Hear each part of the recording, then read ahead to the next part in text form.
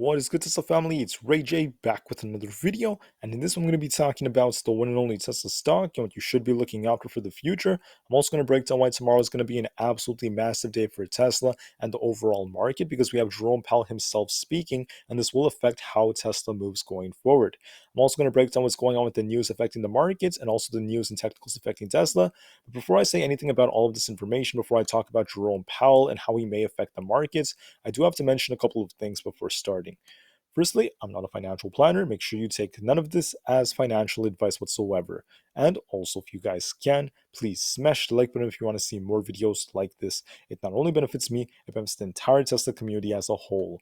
And the last thing is, if you guys can, please check out the Webull link down below and in the description. If you sign up for Webull, the link down below, and deposit any amount of money into the account, you're guaranteed up to 12 free stocks, each worth up to $3,000. And the best part is, any could be a free Tesla share. The offer ends very soon in just about 11 days, so check it out before they run out. With that out of the way, let's get on with the video. Tesla's up 1.74% for the day, reaching my target. I made a prediction that Tesla would reach at least $176 a share for today, and that did end up coming true. Now, even though I did predict the market could continue to pump, right, that's very awesome to see, but there are some sell signals still in the process of forming. This does not mean that the market has to crash tomorrow or for the short term, but there is a high probability that the market will get a significant correction as we approach the June period, if not a little bit later than that. And I want to talk a little bit about that later on.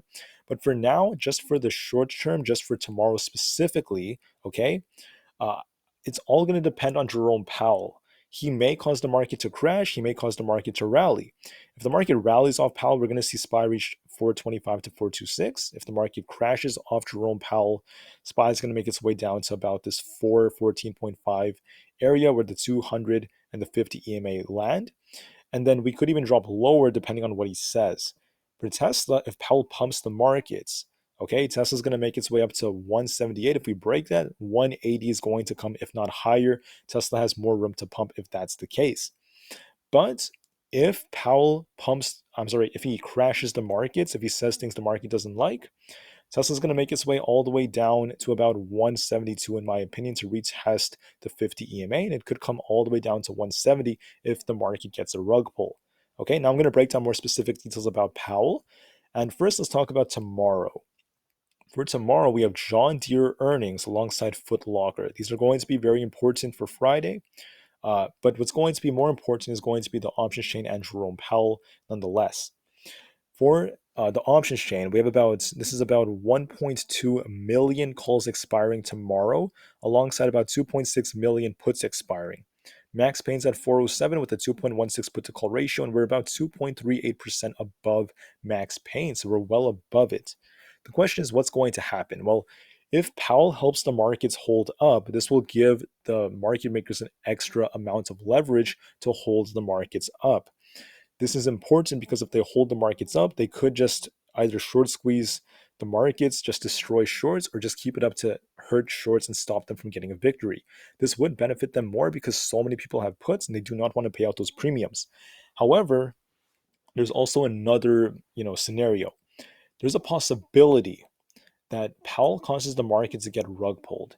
Maybe Powell says something that's very hawkish. Maybe Powell says something the market doesn't like, right? If Powell causes the market to get rug pulled, if that happens hypothetically, the shorts are going to try to double down. They're going to start shorting hard, and they're going to try to smack the market down because so many of these puts are out of the money. They're going to try to get more of them in the money. They're going to try to get us closer to Max Payne, if not lower than Max Payne. So they're going to try to crash the market tomorrow. We have so many options expiring, so I expect a lot of volatility. So make sure you guys are very careful as we approach tomorrow. Don't forget about the 0-day to expiration options. Those could cause even more volatility, and Jerome Powell is going to start it all off. Now, for tomorrow specifically, we have nothing too significant except for the Fed speakers. Then the big thing is going to be Powell. We have some speakers about 45 minutes before the market opens. We have Williams, who tends to be kind of in the middle. Bowman tends to cause the market to cool off a bit every so often. So this is going to be 30 minutes before the market opens. Nothing too significant early on during the day. But then be on the lookout at 11 o'clock a.m. Eastern time. So wherever you are in the world, just look at this from an Eastern time perspective. If you're in the Pacific or in the Pacific West Coast, it's going to be at 8 o'clock a.m. Powell is going to be speaking and giving a very important speech. There's a chance he may say some things about the debt ceiling, which could pump the markets because so far most sentiment has been positive. But what's interesting about the debt ceiling is the market actually cooled off just a bit as the day went on, and that's because some congressional members were saying some negative things about it. Now, that does not mean that it's really bad news because the majority of them were saying positive things, at least in the days prior. But we did see SPY sell off a bit, go from like 418 back down to like the 415s today.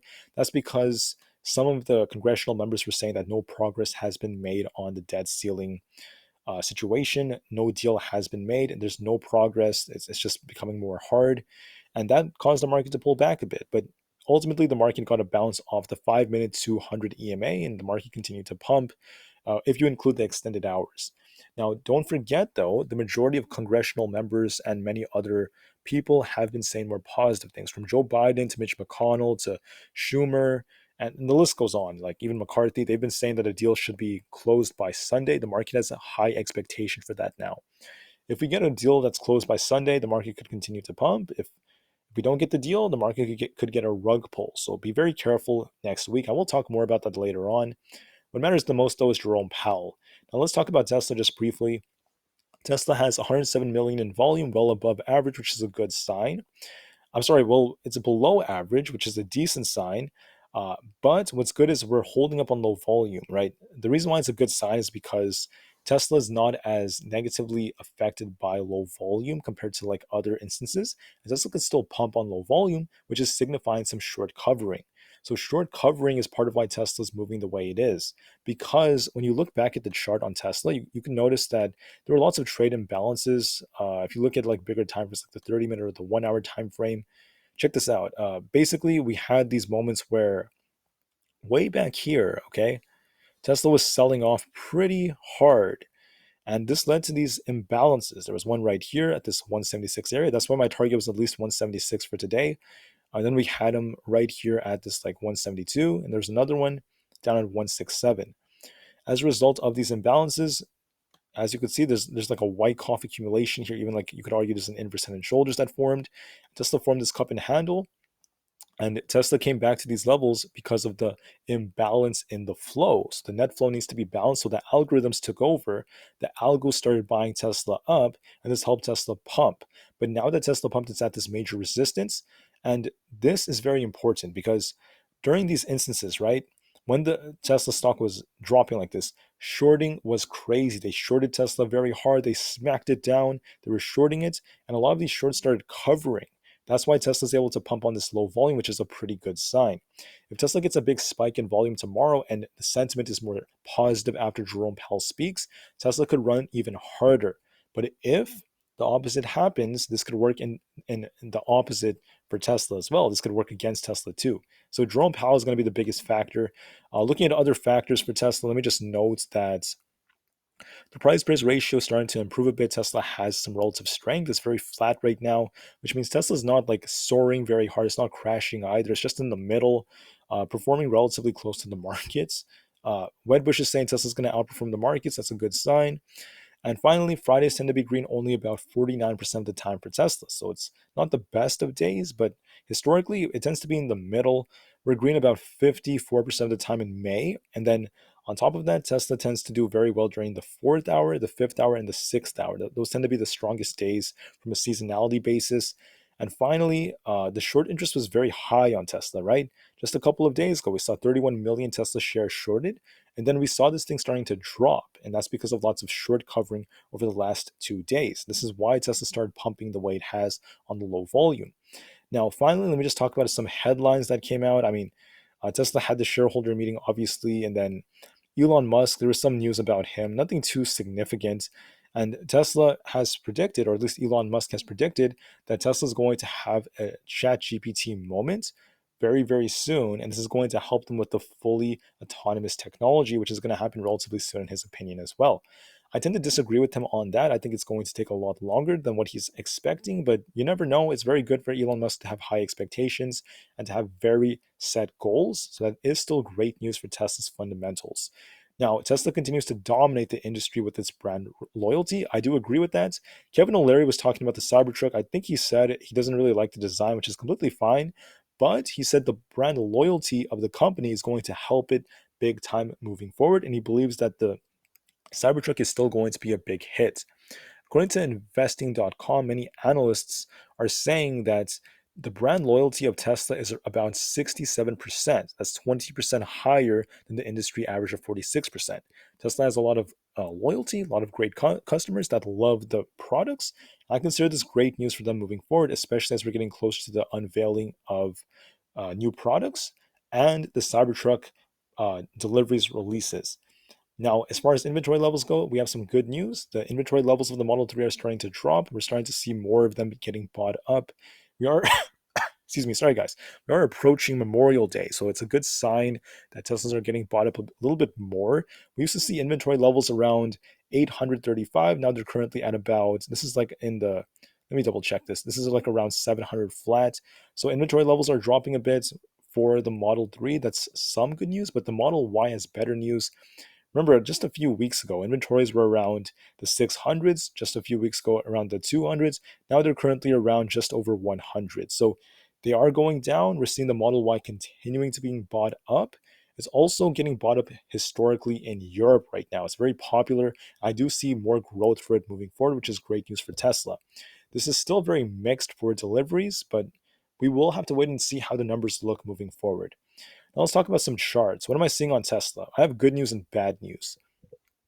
The bad news is there is a bearish divergence developing on Tesla. The good news is there's no guarantee it's going to play out yet. It could take a while, and it's going to depend heavily on Jerome Powell anyways, because I don't believe that technicals are going to trump Powell in this instance. What's going to matter more is what Powell ends up saying. Excuse me. So now when I look at the charts, let me just make this clear. Let me bring back my drawings.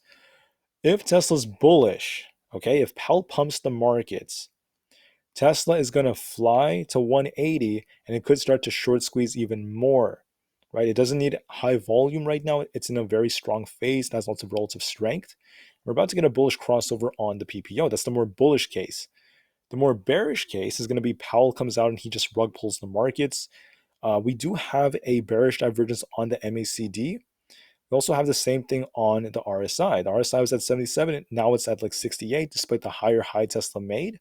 So this is suggesting Tesla might pull back a bit, maybe into open, maybe because of Powell. So they're both bullish and bearish signals for the very short term.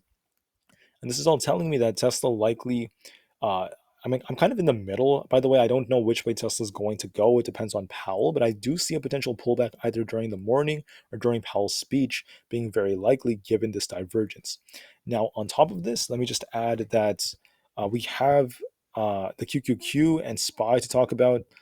For a SPY, I'm seeing that there's another divergence that was developing on the bigger time frames, but it starts to invalidate this very short-term divergence at the very end of the day because of the big pump we had. So the RSI was at 74. It's basically the same, so it's not as strong of a divergence as before. But when you zoom out, the divergence becomes stronger, right? There's still a bigger divergence in the bigger time frame, which tells me that the odds do favor maybe a rug pull for like the medium term in June or July or later on. But for the short term, right? For the short term, I'm not really seeing that. I'm still in the middle. It really depends on Powell, right? Because on the 4 hour, you could see that there's still space, there's still room, there's still juice for the markets. There's no guarantee we're going to get rug pulled from here looking at this chart. Now, Jerome Powell, if he pumps us, SPY is going to reach 425 to 426 quite easily, in my opinion, because we are very close to this resistance at 420. If we break it, it's going to fly. If that happens, there's going to be a short squeeze to destroy the shorts. Don't forget there's so many puts out there, okay? And that's what the market makers want. Now, if Powell comes out and he ends up rug pulling the market, so we get this huge rug pull, what's going to happen is the market is going to see lots of downside, and then the bears are going to try to drag the market down by doubling down. Then they're going to try to get the algos on their side. So what that means is they want the algos on their side, so they're going to try to get the algos to start selling. And to do so, they're going to try to break some key supports like 415. What this means is if Powell rug pulls the markets, Okay, if he does rug pull us, SPY is going to make its way down to 415, and if that fails, all the way down to the 413s or even lower than that. That's what the market makers would not want to see, but the bears, who could still be very strong, will try to do that. I'm in the middle, honestly, but like I said before, there is a potential bearish divergence on the smaller time frames. There is actually one on the smaller time frames compared to, like, I don't know, the 4 hour, for instance. So I'm honestly in the middle. I'm in the middle. I'm not really leaning in either direction. I would say it's a little more likely we cool off, but once again, it all depends on Powell. So we'll see what Powell causes. For the QQQ, if Powell pumps the markets, the QQQ is going to fly to 340 at the least. If he rug pulls the markets, there is this imbalance. There's an imbalance down here at like 331. The QQQ is going to make its way back down to 330 if Powell rug pulls us. It all depends on him. For Coinbase, this is potentially starting to turn a little bit more bullish on the 30-minute time frame. Might try to push up in the morning. Then it's going to react to Powell. If he pumps us, we're going to see 62. If he rug pulls us, 56 is going to come. Now, one red flag for the markets is the dollar breaking out. I will make another video about this, but the dollar is continuing to break out. It's getting stronger and stronger. If the dollar keeps breaking out, the market's eventually going to become weaker. That's what's happened every single time for the last 2 years. It's likely going to happen again. The HYG is very flat. It was actually red for the majority of the day, which tells me that bonds traders are selling in the market. They don't trust the market. The VIX has a bullish divergence, but it's still very, very weak, so it's not really doing anything too significant. We'll have to wait and see how that goes. Then we have Microsoft right here. If Microsoft is bullish, it's going to make its way to 320 plus. If we're bearish, it's going to come all the way back down to about 314 or lower. There is a bearish divergence forming, so the odds are starting to favor the downside for it, but I'm not too fixated on that. It really depends on Powell. Okay? For the VIX, there's a bullish divergence, like I said before. Uh, I don't know when it's going to play out. That's the thing about this divergence on the bigger time frames, like the weekly and the daily. It could take a few weeks before the VIX gets its breakout. And for now, because the VIX is down, that still gives the market some potential to push. The SQQQ has a bullish divergence on the daily and the weeklies. This tells me that eventually there is going to be a rug pull for the markets, but I'm not saying it right now. There's no guarantee it starts tomorrow. So for now, the market's holding up nicely. So we'll just look at what the charts tell us. For Amazon, there's a bearish divergence. So far, it has not played out. If we pump, thanks to Powell, we're going to break 120 and get to 122.5. If Powell rug pulls us, watch 116, then 112, potentially if 116 fails on Amazon. I'm leaning in the middle, maybe a little bit more bearish because of this divergence, but I'm always open-minded because of Powell, and you should be too. If Nvidia pumps because of Powell, it's going to get to 320. If it gets rug pulled because of Powell, it's going to retest all the way down to 306 eventually over like a day or two. There isn't really much of a divergence I'm seeing. There is a potential bearish one right here, but it doesn't matter too much. Powell is going to dictate whether or not this thing pumps or not. If Powell pumps Aapl, it's going to reach 177.5. If it gets rug pulled, it's going to make its way down to 172.5, if not 170. There is a bearish divergence on Aapl that's been forming on the bigger time frames. It's still existent, so that makes me very cautious. If we reverse off here, then the divergence could start playing out. But there's no guarantee that's going to happen, and it's best to be as cautious as possible. For Google, if we're bullish, Google is going to make its way to 125 plus. If we're bearish, it's going to retest 121.94, if not even lower than that. There is a clear bearish divergence that's forming on Google. It's actually stronger than a lot of different stocks. So I could see it pumping a little bit, then getting the rug pull later, maybe as soon as Monday. But once again, guys, I know the technicals are suggesting that, but I'm always open-minded because of Powell. So anything can happen because of Powell, but I am leaning a little bit more bearish because of this formation. For Meta, if we're bullish, it's going to break 150, then get to 152.5.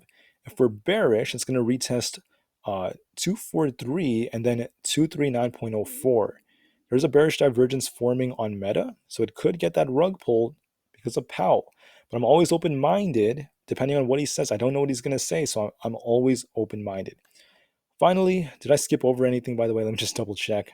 I did not really do that. So anyways, for the 10-year treasury yield, it's holding up quite nicely. If it keeps pumping, this tends to be bearish for the markets, but recently it's been pumping with the market, so that's a big abnormality. So it doesn't seem to matter as much, right? So some signals are just not working as well.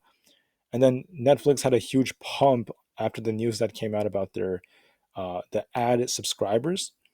It has a bearish crossover on the PPO for now, and it was very overbought. So I would expect this to cool off just a bit.